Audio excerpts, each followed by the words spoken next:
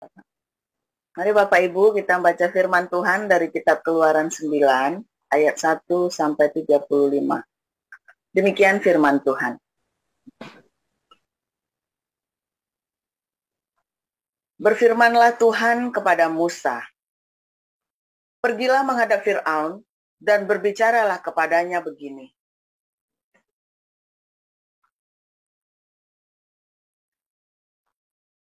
Beginilah firman Tuhan, Allah orang Ibrani.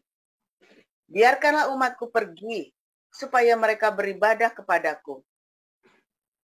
Sebab jika engkau menolak, membiarkan mereka pergi dan masih menahan mereka, maka ternakmu yang ada di padang, kuda, keledai, unta, lembu, sapi, dan kambing domba akan kena tulah Tuhan, yakni kena penyakit sampar yang dahsyat. Dan Tuhan akan membuat perbedaan antara ternak orang Israel dan ternak orang Mesir, sehingga tidak ada yang akan mati seekor pun dari segala ternak orang Israel. Selanjutnya, Tuhan menentukan waktunya. Firman-Nya, besoklah Tuhan akan melakukan hal itu di negeri ini. Dan Tuhan melakukan hal itu keesokan harinya. Segala ternak orang Mesir itu mati, tetapi dari ternak orang Israel tidak ada seekor pun yang mati. Lalu Fir'aun menyuruh orang ke sana. Dan sesungguhnya lah, dari ternak orang Israel tidak ada seekor pun yang mati. Tetapi Fir'aun tetap berkeras hati dan tidak mau membiarkan bangsa itu pergi. Berfirmanlah Tuhan kepada Musa dan Harun, ambillah jelaga dari dapur peleburan, serangkup penuh, dan Musa harus menghamburkannya ke udara di depan mata Fir'aun.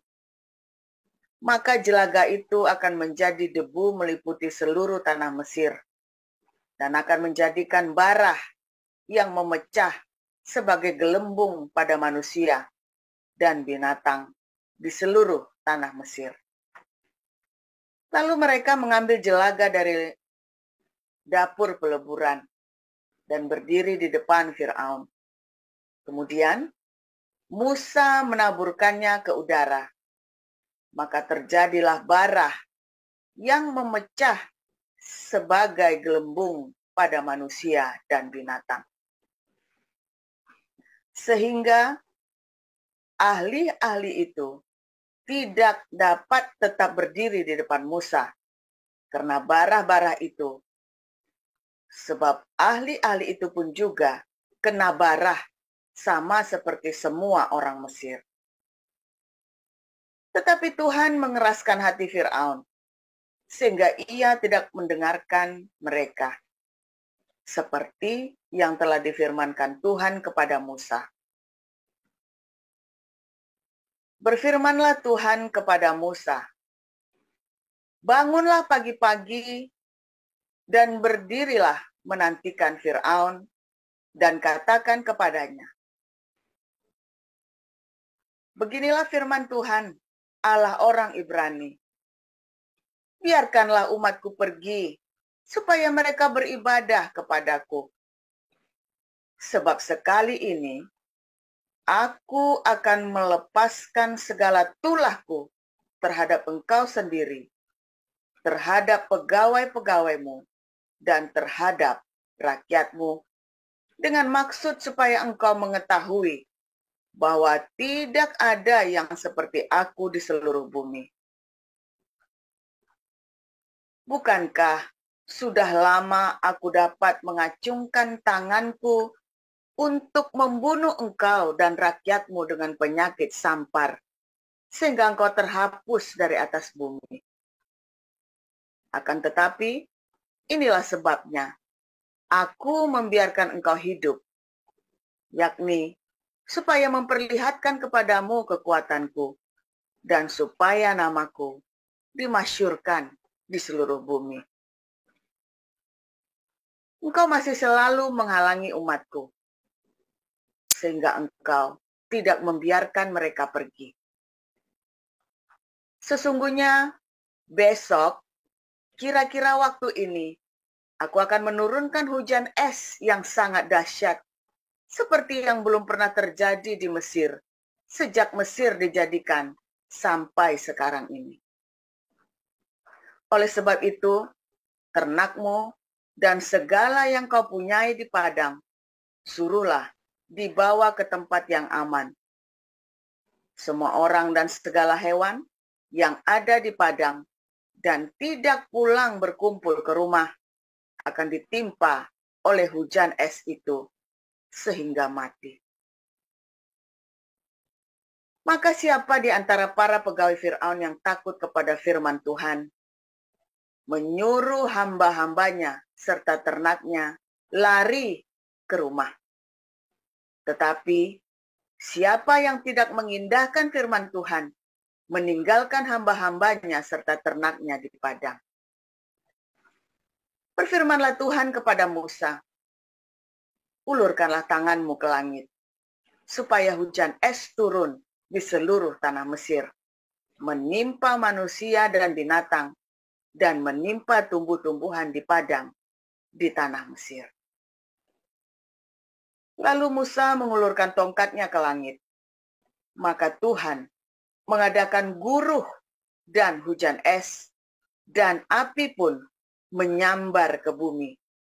Dan Tuhan menurunkan hujan es meliputi tanah Mesir. Dan turunlah hujan es beserta api yang berkilat-kilat di tengah-tengah hujan es itu. Terlalu dahsyat, seperti yang belum pernah terjadi di seluruh negeri orang Mesir, sejak mereka menjadi suatu bangsa. Hujan es itu menimpa binasa segala sesuatu yang ada di padang, di seluruh tanah Mesir, dari manusia sampai binatang, juga segala tumbuh-tumbuhan di padang, ditimpa binasa oleh hujan itu, dan segala pohon di padang ditumbangkannya. Hanya di tanah Goshen, tempat kediaman orang Israel, tidak ada turun hujan es. Lalu Fir'aun menyuruh memanggil Musa dan Harun serta berkata kepada mereka, aku telah berdosa sekali ini. Tuhan itu yang benar, tetapi aku dan rakyatkulah yang bersalah. Berdoalah kepada Tuhan. Guruh yang sangat dahsyat dan hujan es itu sudah cukup. Maka aku akan membiarkan kamu pergi. Tidak usah kamu tinggal lebih lama lagi. Dan berkatalah Musa kepadanya, sekeluar aku dari kota ini, aku akan mengembangkan tanganku kepada Tuhan.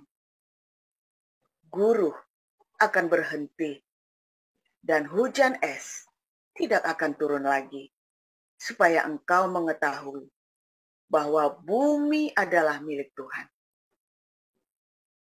Tetapi tentang engkau dan para pegawaimu, aku tahu bahwa kamu belum takut kepada Tuhan Allah.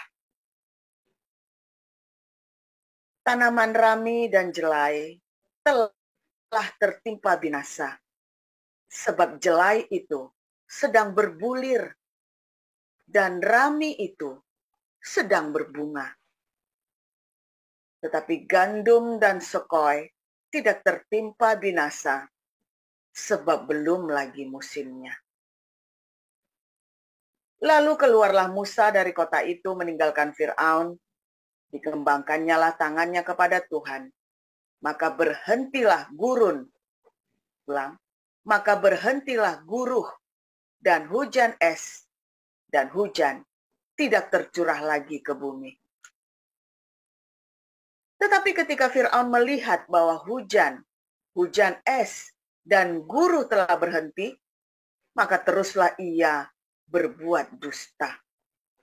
Ia tetap berkeras hati, baik ia maupun para pegawainya. Berkeraslah hati Fir'aun, sehingga ia tidak membiarkan orang Israel pergi seperti yang telah difirmankan Tuhan dengan perantaraan Musa.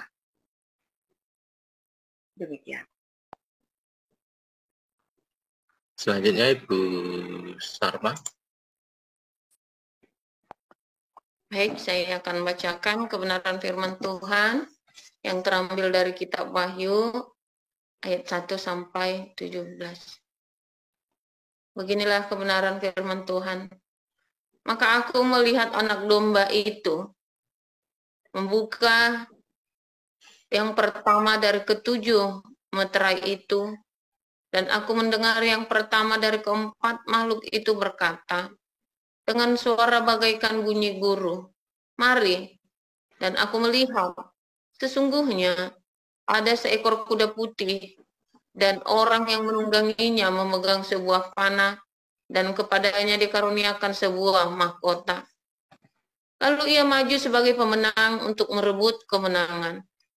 Dan ketika anak domba itu membuka meterai yang kedua, aku mendengar makhluk yang kedua berkata, "Mari."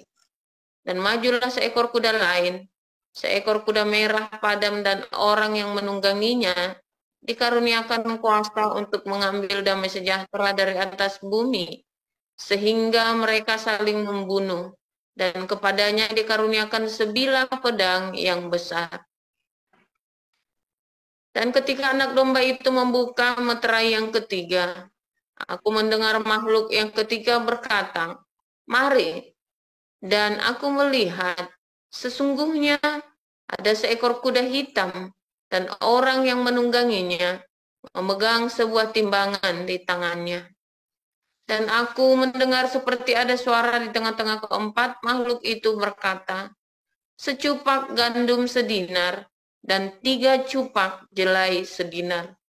Tetapi janganlah rusakkan minyak dan anggur itu."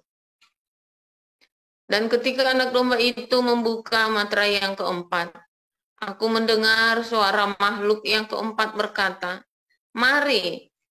Dan aku melihat, sesungguhnya ada seekor kuda hijau kuning, dan orang yang menungganginya bernama Maut, dan kerajaan maut mengikutinya. Dan kepada mereka diberikan kuasa atas seperempat dari bumi untuk membunuh dengan pedang, dan dengan kelaparan dan sampar, dan dengan binatang-binatang buas yang di bumi. Dan ketika anak domba itu membuka meterai yang kelima, aku melihat di bawah mezbah jiwa-jiwa mereka yang telah dibunuh oleh karena firman Allah dan oleh karena kesaksian yang mereka miliki. Dan mereka berseru dengan suara nyaring, katanya, "Berapa lamakah lagi, ya penguasa yang kudus dan benar, Engkau tidak menghakimi dan tidak membalaskan darah kami kepada mereka yang diam di bumi? Dan kepada mereka masing-masing diberikan sehelai jubah putih, dan kepada mereka dikatakan bahwa mereka harus beristirahat sedikit waktu lagi, hingga genap jumlah kawan-kawan pelayan dan saudara-saudara mereka yang akan dibunuh sama seperti mereka.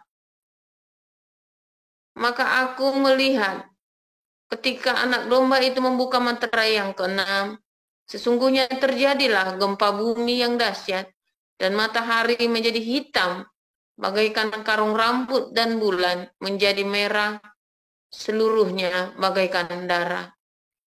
Dan bintang-bintang di langit berjatuhan ke atas bumi bagaikan pohon ara menggugurkan buah-buahnya yang mentah apabila ia digoncang angin yang kencang. Maka menyusutlah langit bagaikan gulungan kitab yang digulung, dan tergeserlah gunung-gunung dan pulau-pulau dari tempatnya. Dan raja-raja di bumi dan pembesar-pembesar serta perwira-perwira dan orang-orang kaya serta orang-orang berkuasa dan semua budak serta orang merdeka bersembunyi ke dalam gua-gua dan celah-celah batu karang di gunung. Dan mereka berkata kepada gunung-gunung dan kepada batu-batu karang itu, runtuhlah menimpa kami, dan sembunyikanlah kami terhadap Dia yang duduk di atas tahta dan terhadap murka anak domba itu.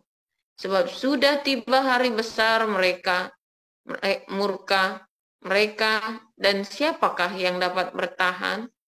Demikian.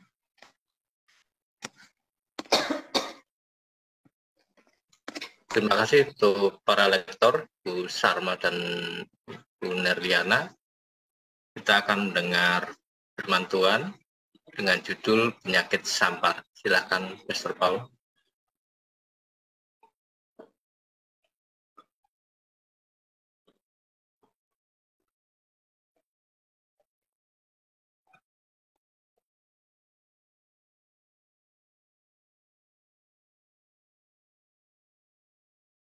Oke, haleluya. Firman Tuhan selalu baru setiap hari ketika kita menanti-nantikan Tuhan dengan ketulusan hati, saudara ya.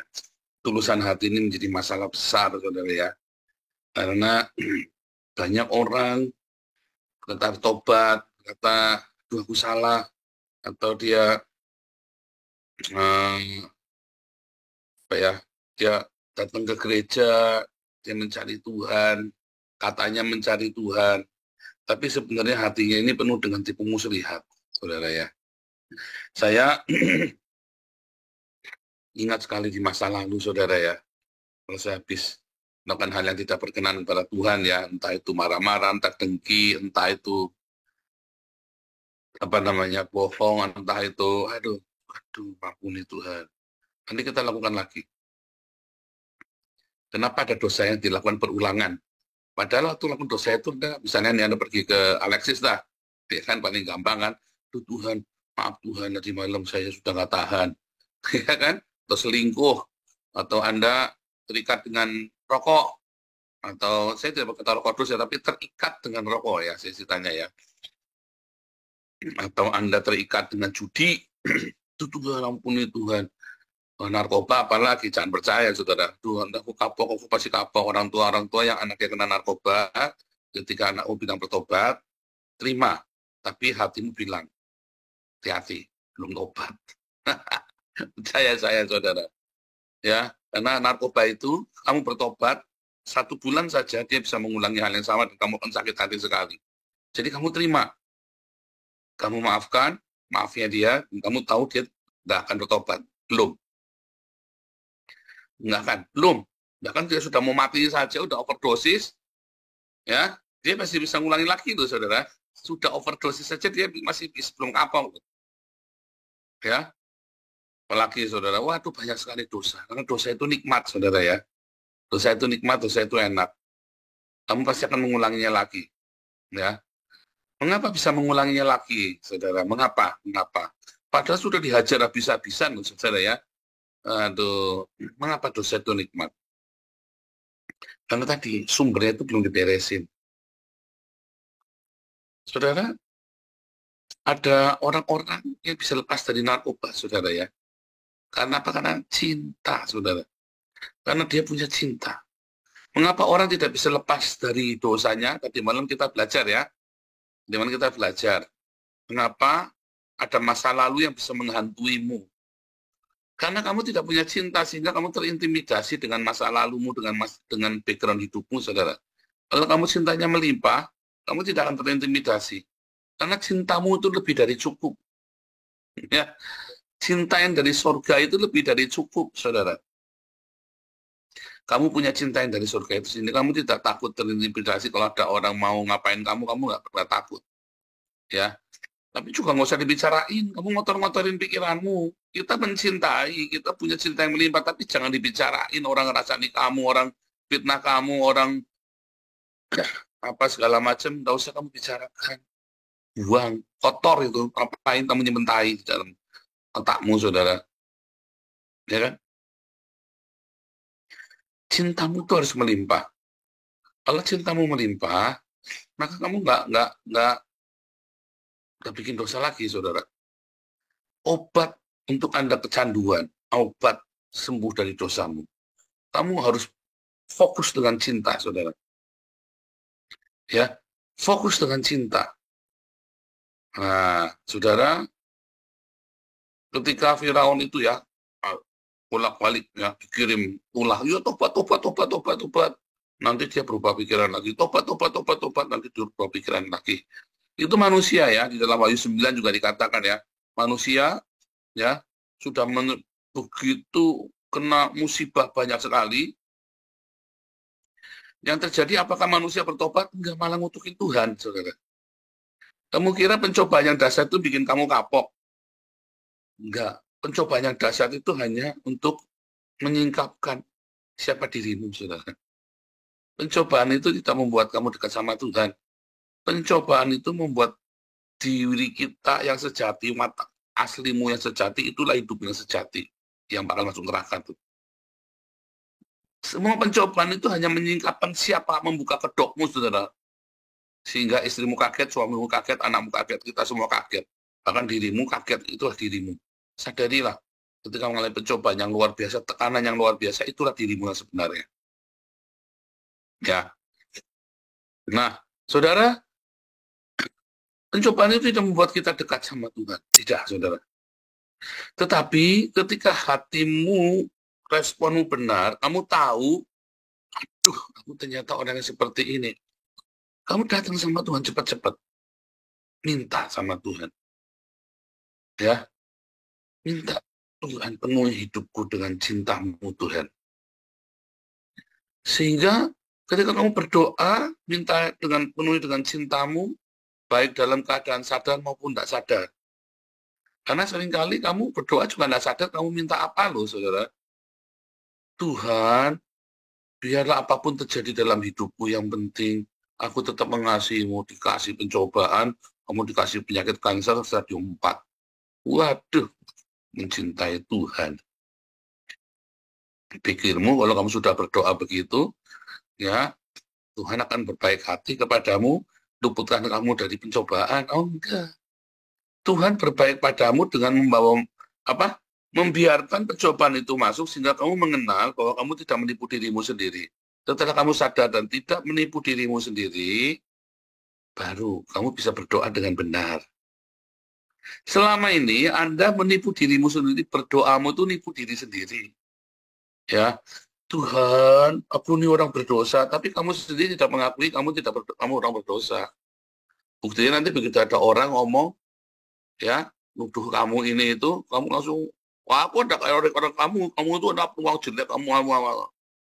Coba, kamu datang sama Tuhan, Tuhan, aku ini orang berdosa, lalu ada orang nuduh kamu, saudara ya, langsung ngamuk, saudara. Wah, saya memang dulu orang berdosa. Ada orang nuduh saya, iya memang saya penjahat, kan sudah ngomong. Tapi saya mau bertobat. Jadi kalau sekarang ada ungkit-ungkit saya, ya biar. Memang saya penjahat lah, gimana. Itu saudara ya, saya jujur sama diri saya sendiri. Nah memang saya orang jahat kok. Ya, ada orang nuduh ini, gimana. Ya, cuma saya harus klarifikasi, yang kamu tuduhkan tadi barusan tidak saya lakukan. Gitu saudara ya. Itu. Ketika kamu jujur dengan dirimu sendiri, maka barulah Tuhan akan perhatikan doamu. Pertama ya, ulangi ya. Pertama pencobaan itu harus ada, saudara. Karena selama ini kamu tuh berpura-pura. Ya, selama ini berpura-pura. Maka di pencobaan itu, kesulitan itu, penyakit sampar, hujan es, hujan batu, kodok, nyamuk, itu dikirim semua kepadamu, saudara. Supaya nyata sifat aslimu itu loh. Kadang-kadang nggak cukup sekali, 2 kali, 3 kali, kadang 10 kali, udah gitu aja kamu masih maki-maki Tuhan kayak saya. Ya, mungkin kamu diam saja takut-takut, tapi hatimu sebenarnya memaki. Kamu diam saja, saya orangnya nggak mau pura-pura, saya ngomong. Nah, ketika kan kita sudah dinyatakan, ternyata ini aku orang brengsek, Tuhan kasih saya film ya, waktu saya mengalami perjumpaan dengan Tuhan ya, apa yang terjadi itu, saudara. Film pertama saya sudah lihat, saya bilang, kurang ajar ini orang. Ya waktu saya mengalami perjumpaan Tuhan, saya melihat 4 film, saudara ya. Film pertama lewat, saudara ya. Itu 4 itu filmnya sama. 4 filmnya sama, tapi dengan perspektif yang berbeda, saudara ya. 4 film pertama ya, ada dari bayi sampai tua, saudara ya. Ini kurang ajar ini orang, depan saya tak ketukin, tak libas itu. Film kedua, saudara, terus saya melihat, saudara ya, kok kayak orang ini ya, kok kayak orang itu ya. Wah, orang itu jahat, itu sama orang itu lebih jahat lagi itu. Nah, saya bilang begitu ya. Film ketiga lewat, saudara ya. Saya baru nyadar kalau itu saya. Itu ceritanya saya. Jijik, saudara ya. Tapi kan saya nggak mau terima. Loh, itu memang saya. Tapi kan memakan semua orang melakukannya. Ini juga melakukannya. Orang itu begini, orang itu begini. Oh, saya lebih baik. Saya bilang, masih nggak nyadar, saudara. Dikasih lihat. Film keempat, saya baru, Tuhan, itu saya, Tuhan. Aku diburuk sekali ternyata ya. Ampuni aku, Tuhan. 4 kali saya baru nyadar, saudara. Kalau itu saya, dan saya buruk sekali. 4 kali dikasih tahu baru nyadar. Anda berapa kali, saudara, perlu dikasih tahu berapa kali kalau Anda tuh orang yang buruk? Perlu dikasih tahu berapa kali. Dan Tuhan tidak menghakimi saya. Saya cuma dikasih tahu, saya dilihatkan saja fakta. Tidak perlu dihakimi. Saya cuma dikasih lihat. Tetapi cintanya itu sungguh luar biasa. Saya nggak dihakimi. Saya dikasih tahu, tapi saya tidak dihakimi. Dan apa yang terjadi, saudara? Saya tahu Tuhan. Wah, saya di situ saya waduh, itu namanya bertobat yang setobat-tobatnya, saudara ya. Bukan karena pencobaan, bukan karena saya sedang menderita, bukan karena saya sedang dalam banyak masalah. Tetapi karena saya melihat dengan jelas betapa buruknya saya, sehingga saya berkata, saya melewati ini, ya pantas Tuhan. Waduh, saya jadi gini, jahat ini, ya saya dibenci, saya setiap kali, ya pantas Tuhan, saya orangnya begitu kok. Ya pantas orang giniin saya, ya pantas orang gituin saya, lawang saya ya rese kok. Itulah, saudara, pertobatan. Tanpa pembelaan, saya ngerti. Iya, kenapa? Iya, dulu saya sudah dikasih enak. Ya lah, dulu saya sudah benar sama Tuhan jalan, kok saya malah reka-reka. Loh, saya sudah begini, sudah Tuhan sudah kasih kesempatan. Ya, pantes. Saya ini boceng bocai. Itu, saudara ya, itulah pertobatan. Sehingga kita mengerti sendiri tanpa ada tekanan, tanpa ada ini, memang kita sadar. Atau kita ngelihat, aduh, ini ya pantas saya ngalami begini. Makanya hari ini pun saya nggak marah, saudara, orang berkhianat, orang memfitnah, orang apa. Ya itu kan sisa-sisa masa lalu saya yang harus dibersihkan. Tidak ada kemarahan, tidak ada, nggak pusing juga, bodoh amat juga. Itulah karakter saya yang sekarang. Itulah watak saya yang hari ini. Iya kan? Berubah jauh. Ya, berubah jauh. Dulu dikhianati oleh orang lain. Hari ini dikhianati oleh teman sendiri. Biasa saja, nggak usah marah. Dulu orang yang bukan teman yang mengkhianati ya. Sekarang teman sendiri. Orang dalam lingkaran sendiri. Ya biasa saja. Nggak usah terlalu responnya. Ya. Kenapa bisa gitu? Ya gimana, yang memang kita orang begini. Memang Tuhan bersihkan. Itu sisa-sisa hidup saya yang dulu pasti menarik orang yang baunya sama. Begitu saya tunjukkan, kita harus lurus. Ya, orang-orang dari karakter masa lalu, bukan orang dari karakter masa lalu, kan magnet, saudara. Baunya, ya pasti masih ikut sama saya. Begitu saya bilang, kita yang luruskan begini, ya orang-orang ini cepat pasti, saudara. Orang-orang ini pasti cepat. Pasti orang-orangnya akan terlontar. Dia berpikir saya baunya sama dengan mereka. Mereka berpikir saya baunya sama mereka, sama. Tetapi begitu saya bilang, enggak, saya bukan yang itu lagi. Mungkin bekas-bekas itu dulu ya. Kau masih mencium bau saya itu. Ya kan setiap orang ada baunya. Ya, kita punya feromon. Yang feromon kita yang mencium bau sesamanya kita.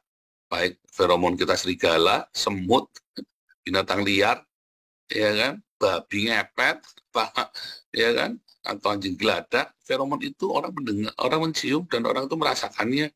Lalu kita ini jadi magnet bagi mereka ikut kita. Ya kan? Sampai kita benar-benar terus dimurnikan, sampai feromon itu nggak berbekas lagi. Menghilangkan feromon itu tidak mudah, saudara ya. Orang itu masih nyium bau-baunya. Anda yang bekas pelacur, ya pasti akan masih ketemu dengan orang baru yang mencium feromon yang sama. Anda bekas gigolo, saya katakan yang pilihan kata yang tidak baik. Tapi itu kenyataannya, saya lagi cerita yang ekstrim ya. Pasti teman-temanmu masih yang bawaan yang begitu, saudara.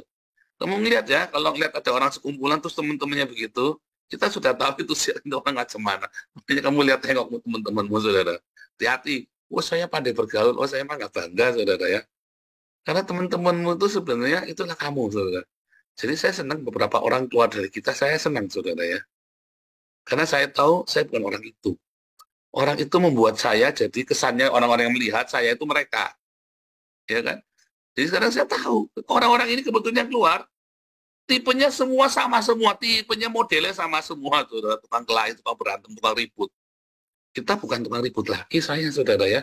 Saya bukan tukang berantem, tukang ribut lagi. Saya nggak mau dicap sebagai tukang ribut gara-gara berteman dengan tukang ribut, saudara. Kebetulan orangnya sama modelnya, semua sama tukang ribut semua tuh yang itu ya. Anda amatin deh. Tipenya sama semua. Saya bukan tukang ribut, saya memang keras, tapi saya bukan tipe tukang ribut. Ya, saya tipe orang yang tidak pernah lupa sama teman. Sekalipun dia mengkhianati kita, saya tahu dia pernah berjuang bersama dengan kita nggak akan lupakan. Ya, saya tipe orang yang setia kawan. Saya orang yang tidak pernah lupa budinya orang. Itu, saudara ya. Dan Anda harus tinggallah bersama dengan orang-orang seperti ini. Ya, kalau ada kenyataannya masih ada orang-orang itu di sekitar kita untuk memproses hidup kita, adalah untuk menyadarkan itu dulu kita masih. Berarti sekarang kita harus berusaha lebih keras lagi, ya. Kita harus fokus dengan sang cinta supaya sisa-sisa kotoran masa lalu kita itu benar-benar bersih, saudara. Karena kita tidak tahu apa yang kita sembunyikan, dan Tuhan terus cinta itu akan terus membersihkan kita. Dan pencobaan-pencobaan itu kalau Anda meresponinya dengan benar, Anda kan bersih dari kotoran-kotoran itu sampai nanti akhirnya hidupmu itu sempurna. Jangannya malah ngutukin. Jangannya malah kamu jengkel. Kenapa kejadian lagi? Jangan, saudara. Ada kejadian apa dalam hidupmu, kamu mengucap syukur. Ya, saudara, mengucap syukur. Tidak apa-apa. Kamu jadi tahu sisa-sisa hidup lamamu itu yang mana. Kamu jadi ngerti, harusnya kamu terima kasih. Gitu ya, saudara ya. Ayo bersama-sama dengan kita. Ini semua adalah tontonan gratis. Ya, di mata Anda. Anda tidak akan melihat film drama serial ini, saudara. Teladanilah saya seperti saya meneladani Kristus. Itu pun nanti bahagia ya. Tuhan Yesus memberkati.